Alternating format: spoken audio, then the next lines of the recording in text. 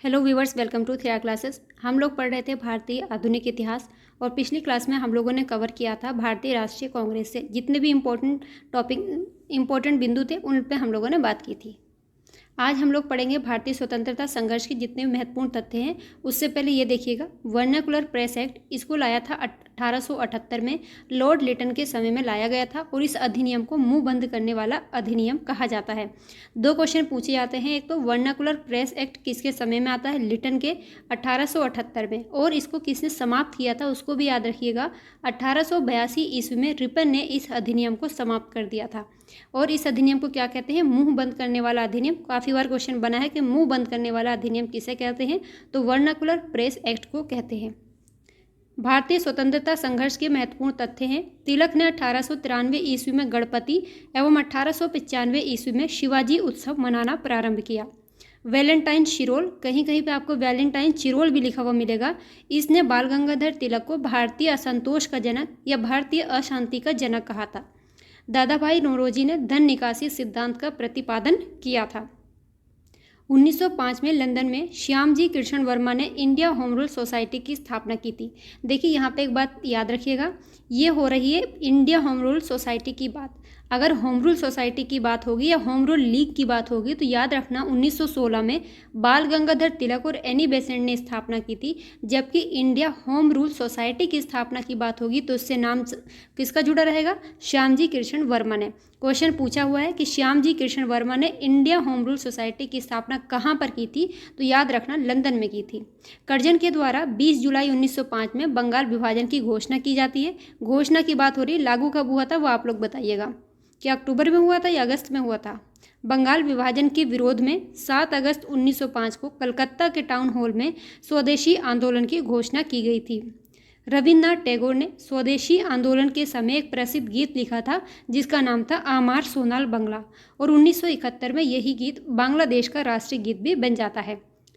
रविन्द्रनाथ टैगोर एकमात्र ऐसे शख्सियत हैं, ऐसे व्यक्ति हैं जिनके द्वारा लिखे हुए 2 राष्ट्रीय गीत हैं जो 2 देश अपनाते हैं। एक तो हमारा प्यारा भारत जनगण मनगण, वो भी किसने लिखा था, रविन्द्रनाथ टैगोर साहब ने लिखा था, और बांग्लादेश का आमार सोनाल बंगला भी इन्होंने ही लिखा था। पी मित्रा ने बंगाल में अनुशीलन समिति का गठन किया था।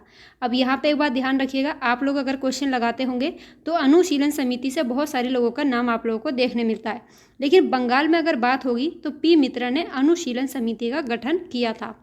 सलीमुल्लाह खां के ढाका सम्मेलन में अखिल भारतीय मुस्लिम लीग की स्थापना होती है। मुस्लिम लीग ने बंगाल विभाजन का समर्थन किया था। प्रफुल्ल चाकी और खुदीराम बोस ने 30 अप्रैल 1908 को बंगाल प्रेसिडेंसी के मजिस्ट्रेट किंग्सफोर्ड की हत्या का प्रयास किया था, और इसमें कैनेडी की पत्नी और उसकी पुत्री दोनों थे वो मारे गए थे। इसीलिए जब इनको सज़ा होती है तो खुदीराम बोस को तो सज़ा, फांसी की सज़ा दे दी जाती है, और जब मारने का प्रयास तो करते हैं किंग्सफोर्ड को, लेकिन कैनेडी के परिवार उसमें मर जाता है, तो इस बात से क्षुब्ध होकर प्रफुल्ल चाकी अपनी आत्महत्या कर लेते हैं। और इसी कांड को क्या बोला जाता है, मुजफ्फरपुर बम कांड के नाम से भी जानते हैं। अरेंज करने के लिए 2-4 बम कांड दे देता है, उसे पूछता है, तो याद रखिएगा 30 अप्रैल 1908 की यह घटना है। आगे चलेंगे गाइज, अगर क्लास इंपॉर्टेंट लग रही हो तो प्लीज़ लाइक एंड शेयर कर दिया करिए, आप लोग लाइक एंड शेयर नहीं करते हैं।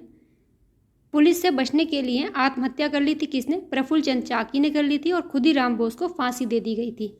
भीकाजी रुस्तम कामा, जिनको भारतीय क्रांति की मां कहा जाता है, इन्होंने 1907 ईस्वी में स्टुटगार्ट जर्मनी में प्रथम भारतीय राष्ट्रीय झंडे को फहराया था।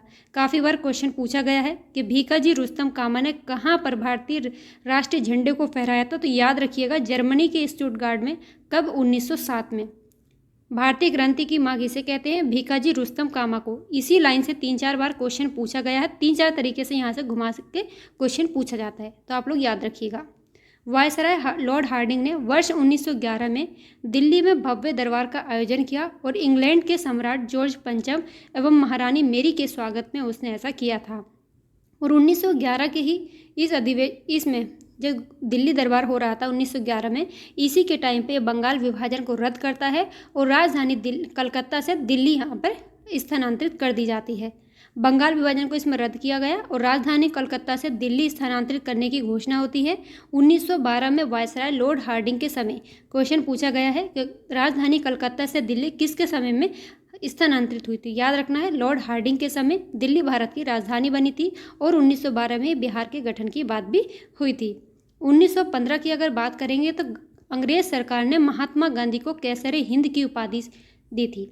कैसरे हिंद की उपाधि कब दी गई थी महात्मा गांधी को? 1915 में, जब वो अफ्रीका से लौट करके भारत आते हैं और महात्मा गांधी ने जलियांवाला बाग हत्याकांड 1919 से परेशान या क्षुब्ध होकर के इस कैसरे हिंद की उपाधि को वापस कर दिया था। और 1919 के जलियांवाला बाग हत्याकांड के दौरान ही रविन्द्रनाथ टैगोर ने अपनी सर की उपाधि को वापस कर दिया था। दोनों क्वेश्चन काफ़ी बार पूछे जाते हैं। राजा महेंद्र प्रताप ने अपने सहयोगी बरकतुल्ला के साथ 1915 में काबुल में भारत की प्रथम अस्थायी सरकार का गठन किया था। तो ये क्वेश्चन पूछा हुआ है कि पहली बार भारत की प्रथम अस्थायी सरकार का गठन कहाँ पर हुआ था? तो काबुल में इसका गठन हुआ था। कौन करते हैं? राजा महेंद्र प्रताप सिंह बरकतुल्ला के सहयोग से। लखनऊ अधिवेशन इंपॉर्टेंट है। पिछली क्लास में हम लोगों ने सारे अधिवेशन पढ़े हैं। अगर आप लोगों ने नहीं देखा तो उसको जाकर ज़रूर देखिएगा। इंपॉर्टेंट क्वेश्चन यहाँ से हर बार पूछे जाते हैं। लखनऊ अधिवेशन 1916 में होता है। कहाँ पर? लखनऊ में, नाम से ही पता है। इसमें गर्म दल और नर्म दल दोनों में एकता हो जाती है। गर्म दल और नर्म दल को मिलाने वाली कौन थी? एनी बेसेंट थी। और इसमें मुस्लिम लीग और कांग्रेस में भी एकता हो जाती है। मुस्लिम लीग और कांग्रेस को मिलाने वाले थे बाल गंगाधर तिलक और मोहम्मद अली जिन्ना। पहले जिन्ना जो थे वो भारत की एकता भारत के लिए सपोर्ट करते थे, लेकिन बाद में पता नहीं वो कैसे जिन्न बन गए और उन्होंने पाकिस्तान की मांग कर दी। बाल गंगाधर तिलक ने अप्रैल या मई 1916 में होम रूल लीग की स्थापना की। देखिएगा, इंडिया होम रूल सोसाइटी की स्थापना श्यामजी कृष्ण वर्मा ने की थी, अभी हम लोगों ने ऊपर देखा था। लेकिन होम रूल लीग की स्थापना बाल गंगाधर तिलक ने अप्रैल मई 1916 में की थी। और इसी की स्थापना एनी बेसेंट ने सितंबर 1916 मद्रास में की थी। दोनों क्वेश्चन पूछे जाते हैं कि बाल गंगाधर तिलक की होम रूल पहले स्थापना हुई थी या एनी बेसेंट की। तो याद रखना है, इनकी अप्रैल मई के दौरान हुई थी और इनकी सितंबर 1916 में हुई थी। गांधी जी ने वर्ष 1917 में अहमदाबाद में साबरमती आश्रम की स्थापना की। और जब लखनऊ अधिवेशन होता है 1916 में, तभी गांधी जी के जो मुलाकात होती है वो होती है राजकुमार शुक्ल से। और ये चंपारण में जो नील आंदोलन बाद में होता है, 1917 में ही होता है। राजकुमार शुक्ल जो होते हैं किसानों की स्थिति पर महात्मा गांधी जी का जो ध्यान है वो आकर्षित करते हैं और उनको बिहार की स्थिति बताते हैं कि कैसे अंग्रेज सरकार वहाँ पर नील पर अपना कर लगाई गई है। 3 कठिया प्रणाली वहाँ पर थी, मतलब 3/20 जिसको बोलते हैं। यहाँ पर बहुत ज़्यादा कर लेते थे अंग्रेज। तभी उसके बाद में गांधी जी बिहार जाते हैं अपने कुछ लोगों के साथ में। 1917 में चंपारण विद्रोह वहाँ पर करते हैं। गांधी जी द्वारा सत्याग्रह का सर्वप्रथम प्रयोग दक्षिण अफ्रीका में वर्ष 1906 में किया गया था, जबकि भारत में सर्वप्रथम प्रयोग 1917 में चंपारण बिहार में किया गया था। दोनों क्वेश्चन पूछे हैं। गांधी जी ने पहला सत्याग्रह कहाँ पर किया था? तो अफ्रीका में। और बाद में भारत की अगर बात करेंगे तो चंपारण बिहार में किया था। रविन्द्रनाथ टैगोर ने सर्वप्रथम महात्मा गांधी को महात्मा कहा था। रोलेक्ट एक्ट 18 मार्च 1919 को पारित हुआ। अब इन सारी चीज़ों को थोड़ा ध्यान से पढ़िएगा कि रोलेक्ट एक्ट होता है 18 मार्च 1919 को, और उसके बाद में इसका विरोध होता है 6 अप्रैल 1919 में। और उसके बाद में क्या होता है? जलियांवाला बाग हत्याकांड होता है 13 अप्रैल 1919 को। ये सारी चीज़ें अरेंज करने के लिए काफ़ी बार क्वेश्चन में पूछा गया है। रोलेक्ट एक्ट को ही बिना अपील, बिना वकील और बिना दलील का कानून कहा गया, क्योंकि इसमें किसी इंसान को भी शक के संदर्भ में ही पकड़ के जेल में डाल दिया जाता था। उसकी कोई अपील, कोई दलील, कोई वकील नहीं होता था। ठीक है। रोलेक्ट एक्ट के विरुद्ध 6 अप्रैल 1919 को गांधी जी ने देशव्यापी हड़ताल का आयोजन किया था। और 13 अप्रैल 1919 को अमृतसर के जलियांवाला बाग में डॉक्टर सतपाल और सैफुद्दीन किचलू की गिरफ्तारी का विरोध कर रही एक जनसभा पर जनरल डायर ने गोलियां चलवाने का हुक्म दिया था, आदेश दिया था। और इसी के अनुसार, जिसमें कांग्रेस के अनुसार 1000 और सरकारी रिपोर्ट के अनुसार 379 निर्दोष व्यक्ति मारे गए थे। ये तो अंग्रेज तो झूठ ही बोलेंगे, लेकिन हमारे यहाँ पे ये बहुत बड़ा नरसंहार माना जाता है। इस घटना को जलियांवाला बाग हत्याकांड के नाम से लोग जानते हैं। जलियांवाला बाग हत्याकांड के विरोध में महात्मा गांधी ने कैसरे हिंद की उपाधि वापस की थी, अभी मैंने बताया था। और जमनालाल बजाज, इंपॉर्टेंट है, ये क्वेश्चन पूछा हुआ है कि राय बहादुर की उपाधि त्याग देते हैं और रविन्द्रनाथ टैगोर ने अपनी सर की उपाधि वापस कर दी थी। जलियांवाला बाग हत्याकांड की जांच हेतु लॉर्ड हंटर की अध्यक्षता में कमेटी गठित की जाती है। याद रखिएगा, ये हंटर कमेटी है, किसकी अध्यक्षता में हंटर की अध्यक्षता में किसके लिए? जलियांवाला बाग हत्याकांड की जांच के लिए। और एक हंटर आयोग बनता है 1882 में, वो किससे संबंधित है? वो शिक्षा से संबंधित है। दोनों बातें याद रखना है। महात्मा गांधी ने 1 अगस्त 1920 को असहयोग आंदोलन शुरू किया और असहयोग आंदोलन शुरू करने के लिए पूरी भूमिका में बाल गंगाधर तिलक भी साथ थे। लेकिन जिस दिन 1 अगस्त 1920 को ये शुरू होता है, उसी दिन सुबह में बाल गंगाधर तिलक की मृत्यु हो जाती है। और बाल गंगाधर तिलक की जो अर्थी उठाते हैं महात्मा गांधी के साथ में सैफुद्दीन किचलू भी उसको उठाते हैं। तो क्वेश्चन पूछा जाता है कि महात्मा गांधी के साथ में बाल गंगाधर तिलक की अर्थी किस मुस्लिम लोग ने उठाई थी? तो याद रखना सैफुद्दीन किचलू ने उठाई थी। और शोक गीत किसने पढ़ा था या गाया था? तो याद रखना है हजरत मोहानी ने गाया था।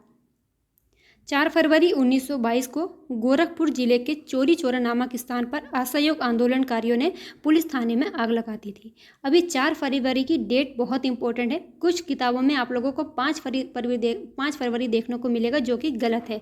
सही जो डेट है वो 4 फरवरी ही है। याद रखिएगा, कन्फ्यूज़ करने के लिए क्वेश्चन पूछा जा सकता है। चोरी चौरा कब होती है? ये 4 फरवरी 1922 को। कहाँ पर? गोरखपुर में। आगे चलेंगे। यहाँ पे जो आंदोलनकारी होते हैं वो थाने में आग लगा देते हैं। क्यों? क्योंकि जो पुलिसकर्मी होते हैं वो उनके ऊपर लाठीचार्ज करते हैं, परेशान करते हैं। इसी बात से सारे आंदोलनकारी परेशान होकर पूरे थाने में ही आग के हवाले कर देते हैं, जिसमें 23 पुलिसकर्मियों की मृत्यु हो जाती है। और गांधी जी इसी चीज़ से आहत होकर 12 फरवरी 1922 को असहयोग आंदोलन को स्थगित कर देते हैं। जब महात्मा गांधी असहयोग आंदोलन को स्थगित करते हैं तो मोतीलाल नेहरू उनके खिलाफ होते हैं, क्योंकि वो चाहते हैं कि असहयोग आंदोलन चलता रहे, लेकिन गांधी जी इसको स्थगित कर देते हैं। और यही गांधी जी की बड़ी भूल भी साबित होती है। काकोरी एक्शन डे की घटना 9 अगस्त 1925 की है। बहुत इंपॉर्टेंट है, क्वेश्चन यहाँ से पूछा जाता है। पहले काकोरी कांड के नाम से जानते थे, लेकिन अभी गवर्नमेंट ने इसको बदलकर काकोरी एक्शन के नाम से इसका नाम परिवर्तित कर दिया है, तो याद रखना है इसको भी। लखनऊ के पास में ए डाउन ट्रेन में रखे सरकारी खजाने को क्रांतिकारियों के द्वारा लूट लिया जाता है। और लाहौर में 20 अक्टूबर 1928 को साइमन कमीशन के विरोध में प्रदर्शन के दौरान लाठीचार्ज में, जब पुलिस जो है लाठीचार्ज करती है पुलिस, तो लाला लाजपत राय घायल हो जाते हैं और बाद में उनकी मृत्यु हो जाती है। तो साइमन कमीशन बनता कब है? 1927 में। भारत आता है 1928 में।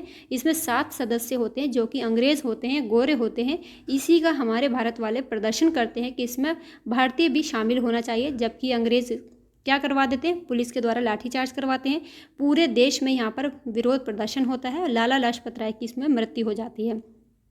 इसी दौरान जब उनके ऊपर प्रहार होता है तो लाला लाजपत कहते हैं कि मेरे ऊपर पड़े हुए लाठी का एक एक जो प्रहार है वो अंग्रेज़ों की किसमें? अंग्रेज़ों के ताबूत में कील का पत्थर साबित होगा। ठीक है, चलिए आज की क्लास में इतना ही। मिलेंगे अगली क्लास में, तब तक के लिए सॉरी मैंने गलत बोल दिया क्या? चलिए आप लोग देख लीजिएगा। अगली क्लास में मिलेंगे, तब तक के अपना ख्याल रखिए, पढ़ते रहिए। वीडियो अच्छा लगा हो तो लाइक एंड शेयर कर दीजिएगा। कल को इसके आगे कंटिन्यू करेंगे। बाय।